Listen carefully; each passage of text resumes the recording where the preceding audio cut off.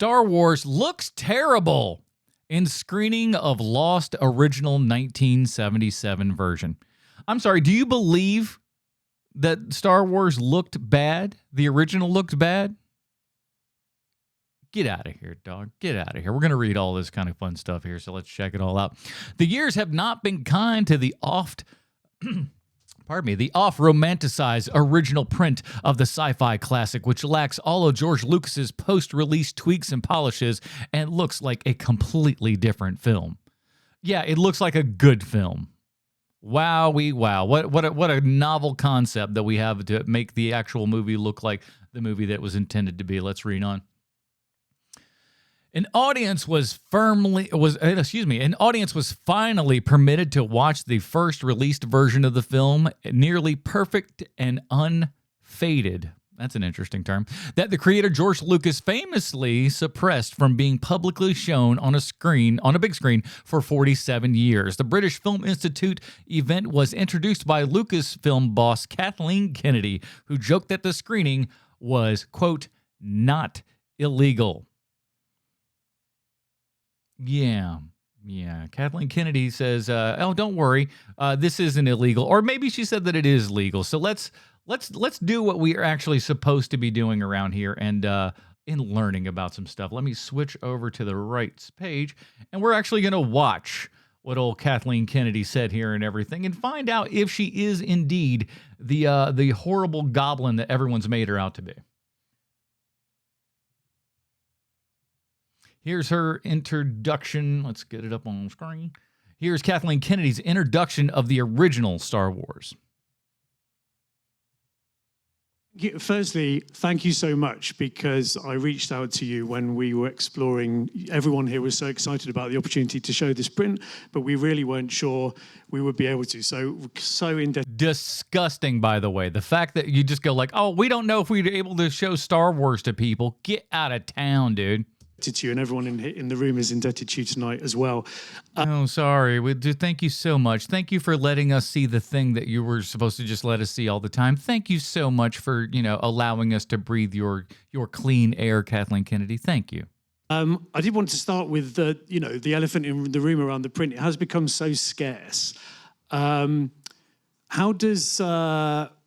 How does this version, to start with this version before we talk about the film itself, but how does this version sort of exist as sort of folklore within Lucasfilm now? Oh, it's incredible folklore. I have to say that even when I came into the company, there was endless conversation about where everything was. And in the toilet is mostly where I like to keep it.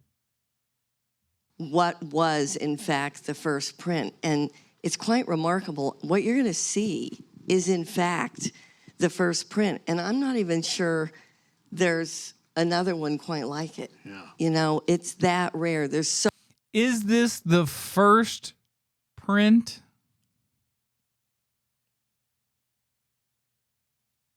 I don't know about all that. The original OG print from the 70s?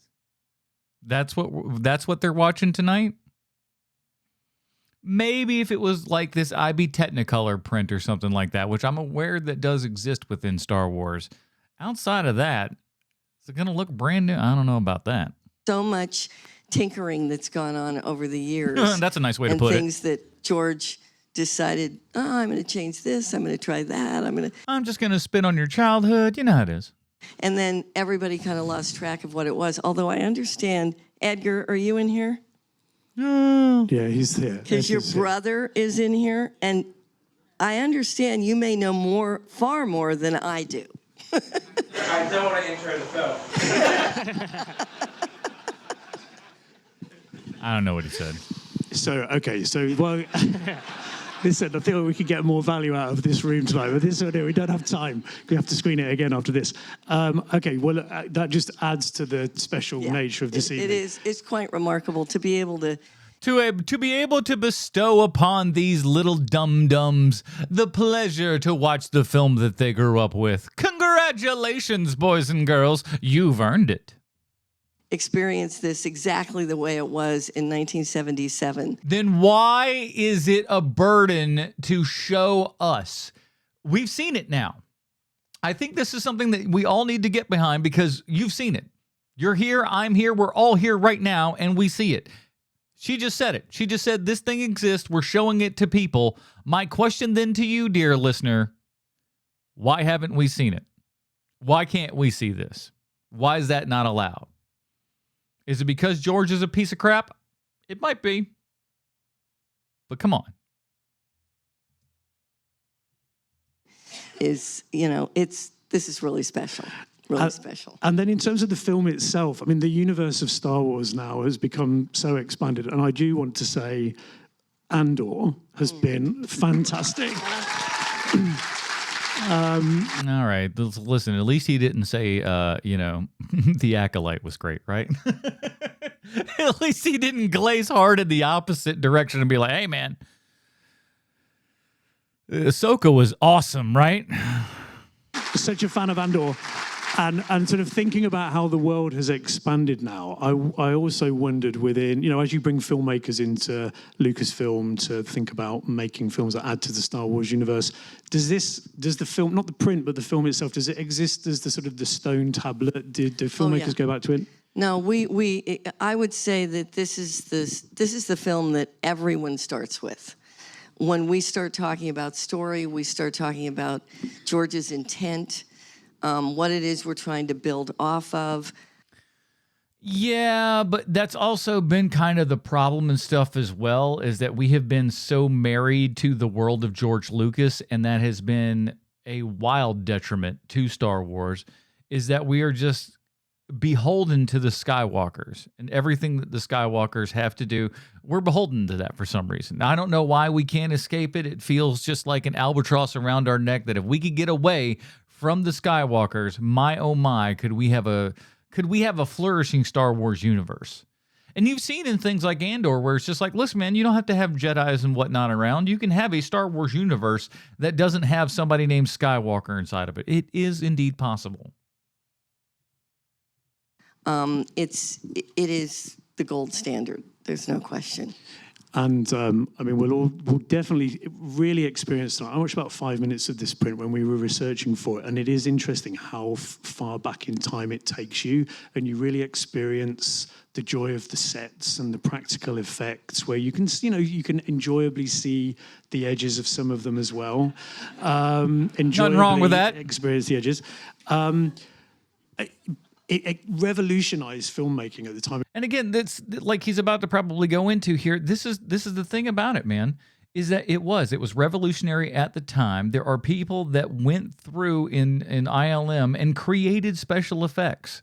They were like, we want to do this sort of thing. They shopped around to other places and they said, hey, can you guys do this? And everybody looked and said, what are you, nuts? We can't do that. These boys got together and with, duct tape and a prayer, put together Star Wars and won Oscars for their special effects work. I mean, it's amazing. Stood the test of time and everything. And every single time that George Lucas comes in there and meddles with his stuff, he's spitting in the face of everyone who, worked their asses off in that movie. Now, granted, they also worked their asses off because he yelled at them to do so, because he came in the first time and it was like, all right, let's see what you guys got on all of these effects and stuff. And they like, what the hell is this crap? He was pissed off. He told him to get back to work. So John Dykstra put down the joint for 2 seconds and then decided, hey, maybe I ought to go get to work. And they went to work and they, made the best, science fiction film ever made. And then we rang the shit out of it for the next 50 years.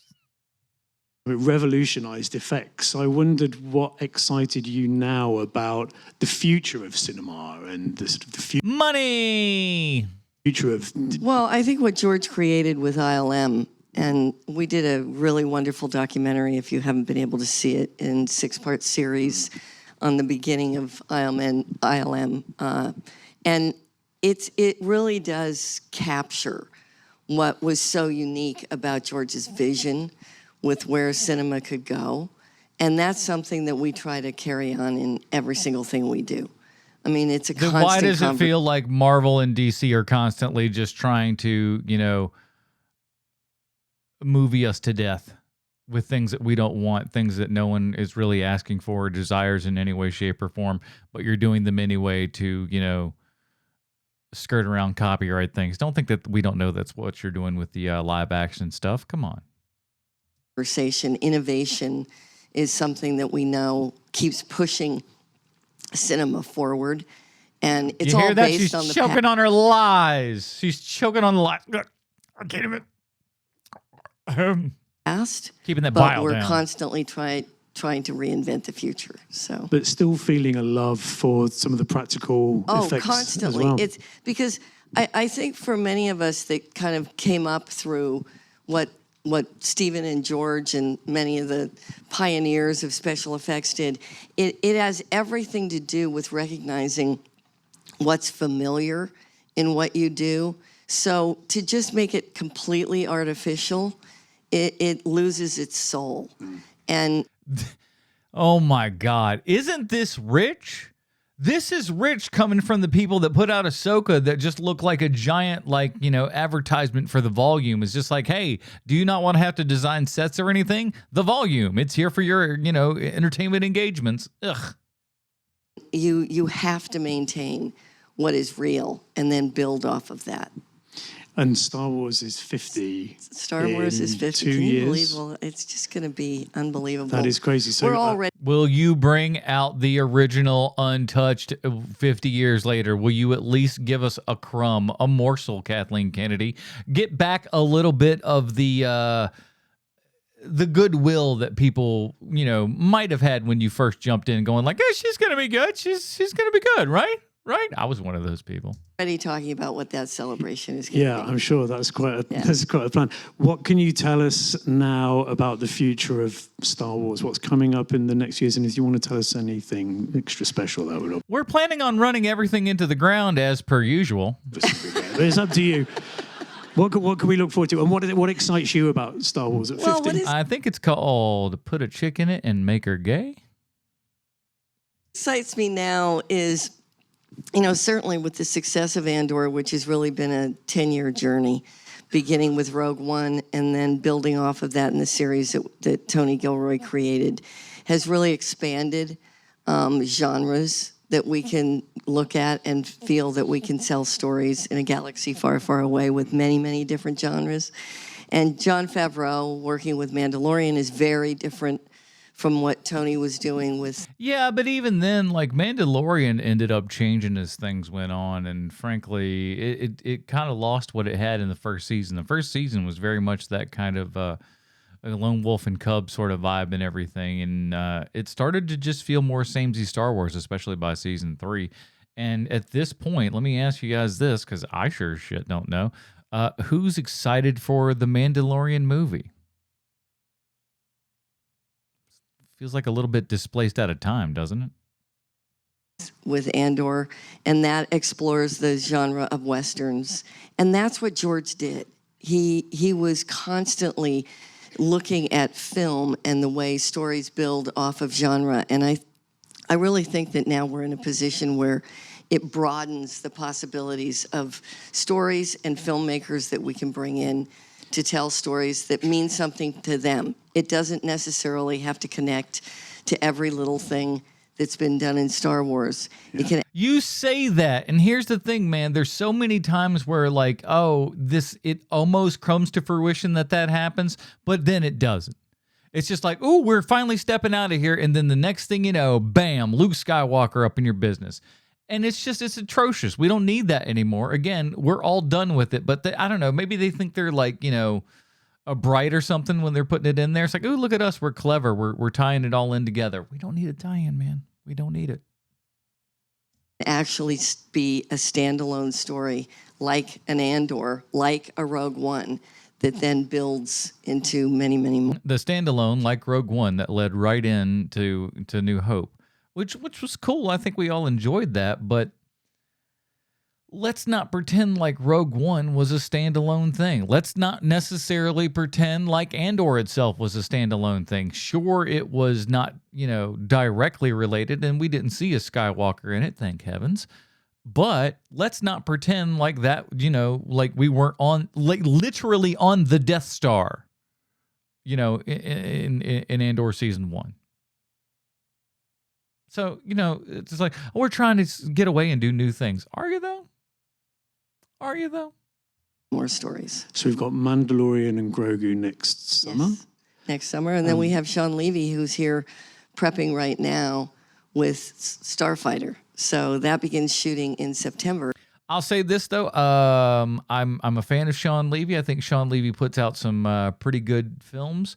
I think with kind of the heart of something like Real Steel, I think Star Wars could use a little something like that. And again, Real Steel is also another one of those where they used computer effects, they used practical effects, they did everything in that show, and it shows because that still to this day, I think it's like 10 years after that movie came out, that movie still looks great. Which is what most of the movies that do a combination of the things do continue to look great.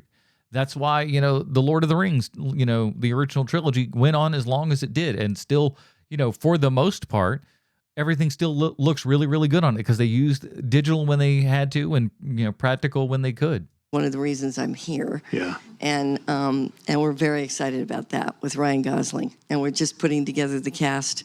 It's going to be pretty great. Yeah, great. Anything Is anyone going to not just see Ryan Gosling when Ryan Gosling is in a Star Wars movie? else you want to tell No, us I'm about not going to that? tell you anything. I'm going to tell you it is Star Wars. Oh, it's Star. Okay, breaking news.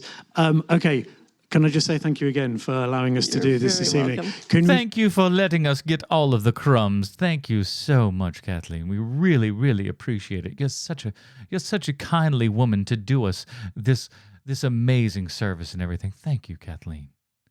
You're so great to us, as always. But here's the thing. Let me ask you this: if you heard all this news, if you heard this good stuff, wouldn't that excite you to go see Star Wars? Then I think it would excite most people. But the folks over at the Hollywood Reporter and some of the other folks that are reporting in on this don't feel the exact same way. So let's continue on with this Hollywood Reporter. Blah, blah, blah, blah, blah. An attending film critic from the Telegraph, that should tell you all you need to know, Telegraph, who attended the screening last week, admitted that the unaltered original, quote, looks terrible by modern standards. First and foremost, you're not supposed to be judging a 50-year-old movie by modern standards. If you're judging a 50-year-old movie by modern standards, you need to stop your job because you should not be reviewing films. You shouldn't be in this business because you're an idiot. You are a stone-cold ass idiot if that's what you think. Like, oh, this doesn't look as good as modern films. No kidding. No kidding. While fans understandably tend to focus on Lucas's most intrusive creative moves, adding jarring CG versions of Jabba the Hutt, having Greedo shoot first, I'm going to go ahead and let you know right now, boys and girls, that Greedo did not shoot first.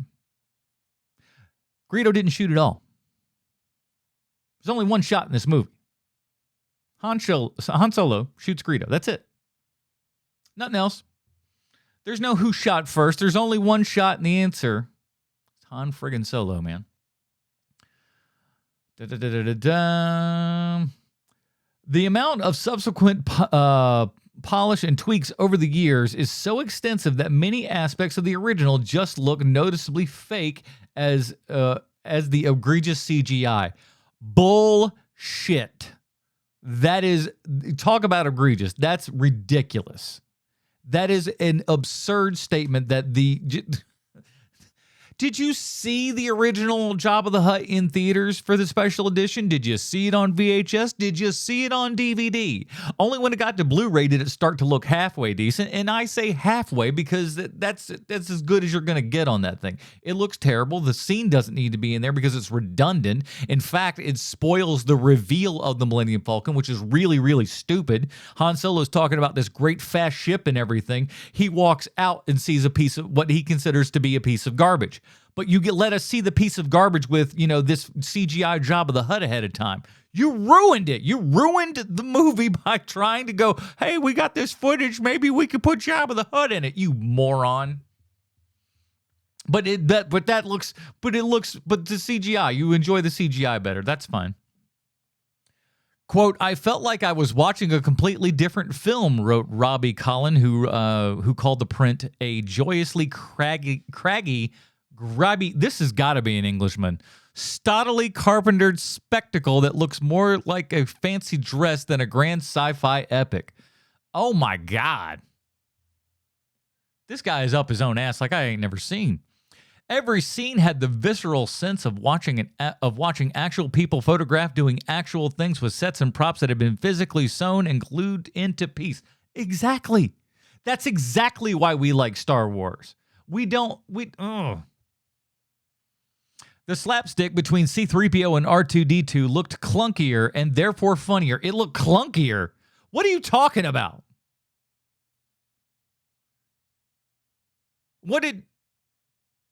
I know a lot of the changes and stuff like that. Were there changes that they did with C-3PO and R2-D? I don't think so.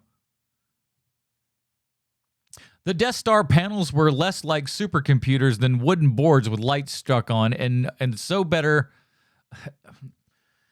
attuned to the frequency of make-believe. It felt like watching a blockbuster in the modern sense of the greatest game of dressing up the desert anyone ever played. I've got news for you, homie. That's called cinema. It's all make-pretend. It's all pretend.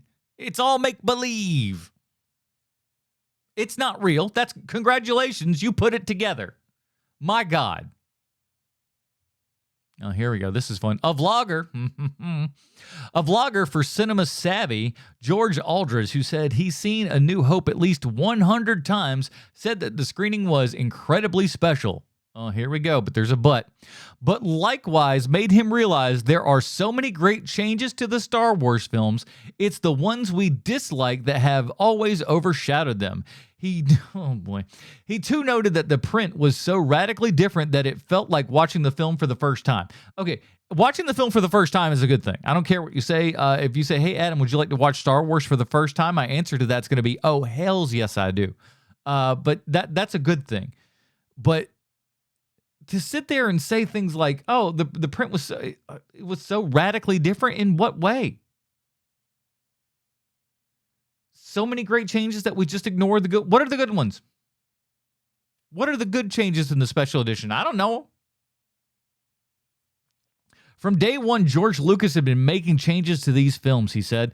It hadn't just been that there's one big change here or there. It's been a little nuance. I can't read today. It's been the little nuance. It's been the sound effects. It's been the smallest details, which you don't notice until you don't see it. Aldridge noted the differences like R2-D2. This is a big one. R2-D2 isn't hiding behind rocks when the Tusken Raiders come for them. There are so many things that I noticed in the cantina. There's been cleaning up of James Earl Jones's voice as Darth Vader. Who gives a shit? This, again, that is not things that people care about. In fact, things like, and it happened a couple of times with R2. Again, if you're not comparing version to version to version, you may not realize what's in there. But first, it was like, obviously, there's no rocks when R2 is hiding in the cave from the Raiders there and everything. And then there were like a little bit of rock. And then by the end, by the last edition, like there's nothing but like rocks and a like R2-D2's eyeball just kind of poking out from the end there. It's awful, dude. It's so bad. I don't know why anyone would just go like, yeah, no, that's better. That's better. It makes him seem like he's hiding behind a thing. You suck, George Lucas. So ironically, a version of Star Wars that Lucas... Oh, I've got to sneeze. Hold on. At least it's...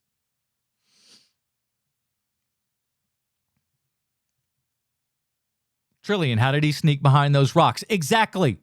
The guy can't even walk. He can't move around or anything, but somehow he can angle himself behind rocks. I always thought that was ridiculous. So ironically, the version of Star Wars that Lucas for so long didn't want it shown seems to give viewers more respect for Lucas due to him gaining some appreciation for his extensive contribution. Blah, blah, blah, blah. That's fine. Congratulations that you're feeling some kind of way about it, George. But what I would like you to do is just release it for everybody in theaters. Release it for everybody at home. Now, you can be like me and have like I have a DVD of the Laserdisc, which is anamorphic and pretty cool, but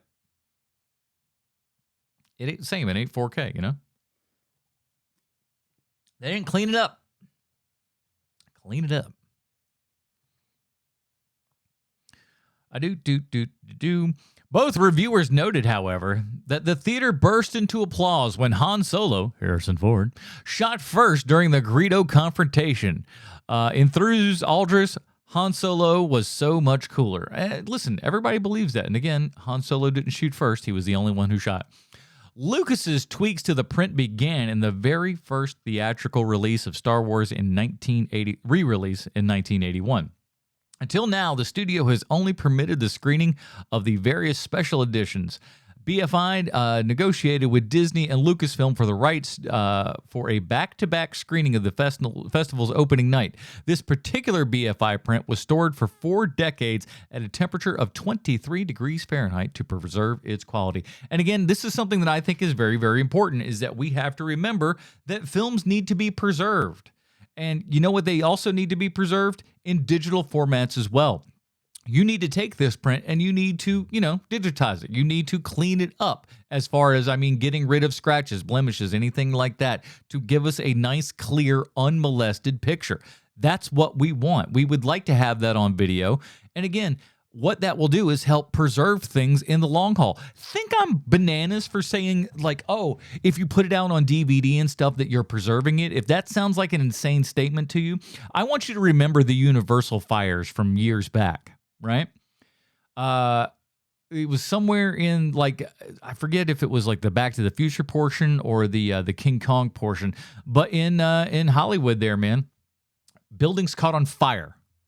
Buildings caught on fire, and they played it off like, it was just some stuff that was in there. A lot of recordings from the 60s all the way through the 90s got destroyed. Masters destroyed because because of a fire, and we didn't bother to digitize them. What if that happened to this print? What if this print is all of a sudden up here and then gone? It's scan it. Put these in perpetuity is how we want to see these things. When I bought the 2-disc DVD set of the special edition, I threw out the special edition just kept the DVDs that were not remastered but were unaltered. Here's the problem with that. The problem with that is that they're non-anamorphic. Now, back in the day when we only had 4:3 TVs, what an absolutely acceptable thing. But we all got widescreen TVs now. So what I would suggest to you is put that bad boy inside of your DVD player and watch it on your TV, and then just make sure there's no bricks, because you will throw one at your television when you see what a non-anamorphic 235 picture looks like on a 16:9 screen. It'll make you oh my goodness, it'll make you mad. But we need to continue to store these films for perpetuity. Lucas, over the years, has been rather firm about not screening the original, and when asked in 2004 by the Associated Press why he doesn't simply release the original version along with the special editions, rather grumpily shot back, "The special editions that I want..." All right, I got to read it in the right George voice here. Hold on. Let me get into character. I got a lot of money, but I don't care about anybody. Got it. "The special editions that I want were the one I wanted out there. The other movie's on VHS, and if anybody wants it..." Oh, it's out on VHS if anyone wants it. That's great.